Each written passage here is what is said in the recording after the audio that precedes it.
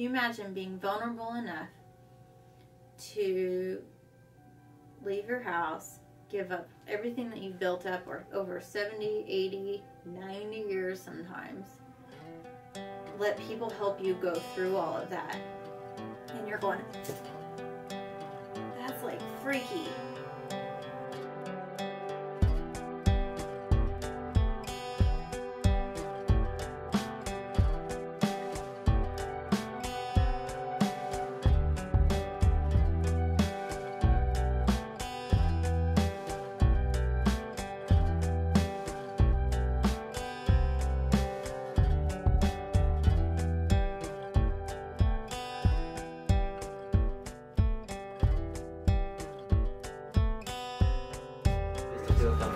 Yeah, everyone. I think we're to the left here, if I remember right.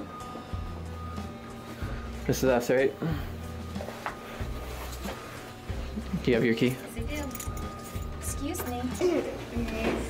Yeah, Henry's gonna go make himself at home. This is such a nice space. Yeah, it is.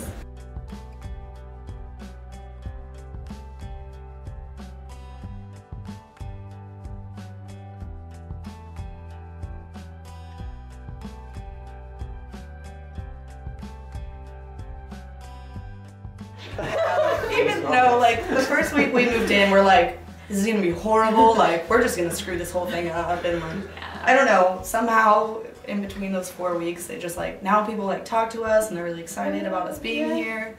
And so I think just in 4 weeks, it's like progressed so much. Yeah. So you guys ready for the project? Yeah. so I don't know how to introduce this.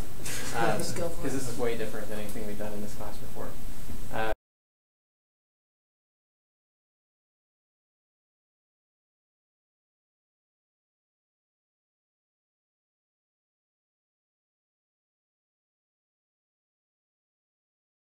Even if you're here and you might not know that many people, you're like, oh my gosh.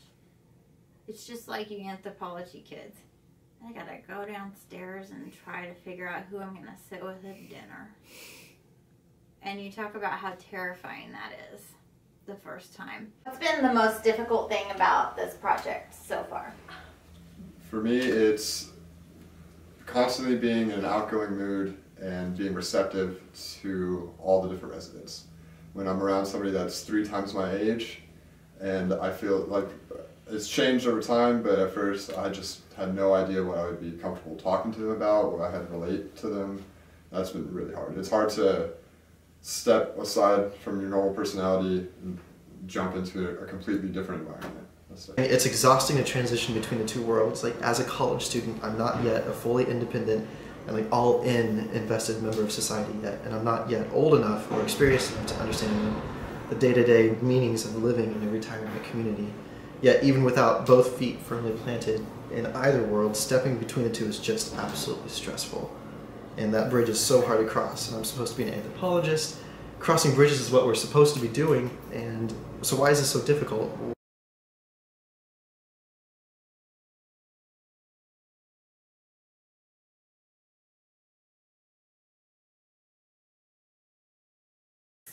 That's autonomy. Yeah. And still feeling insecure and shame and doubt on the other side of that. It's a different world living here and it's good, but it's different than what you were doing before. I keep thinking I should be doing something else. That's more, I should be doing something, helping somebody do something. And of course up here, there's somebody to help all the time. I have lots of health problems, so. Does that scare you? Are you not afraid? Probably when it comes right down to it, I will be, yeah. I feel like I'm the outsider. I don't know what it is exactly. It's just that I've been on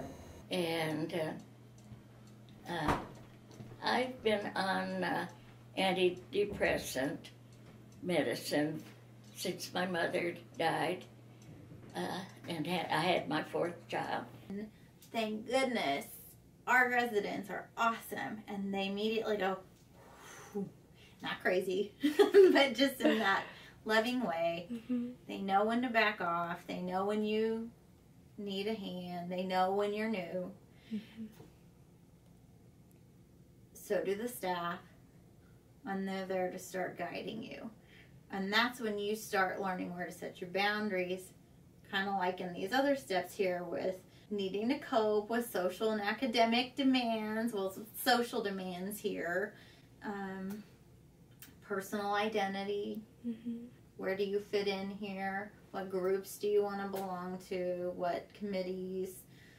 I went to lunch one day at the restaurant, and I just went and sat down, and I just sat down by myself, and some of the residents came like, "What are you doing? Like, I'm just eating lunch. Like, why don't you sit with somebody?" And I'm like, "Oh yeah, that's probably a good idea. I probably shouldn't be awkward in the corner." So yeah, that was kind of embarrassing. But. Well, I do think of this as home now. We couldn't be happier than where we are now. We have a beautiful apartment. It's our new home forever. Here's what we do. We give you the tools. But we also have to recognize your individuality. And we have to recognize that you do want your space. So we will let you know all those things, but it's still your choice. So, and residents also recognize that it's your choice. We're not going to drag you out of your apartment and we're not even, when you get to assisted living and healthcare, it's still your choice. If you don't want to participate, that's your choice. But we're going to provide you every opportunity.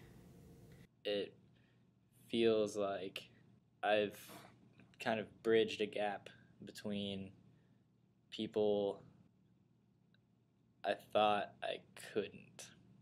And part of that has just been seeing myself in people who are much older than me.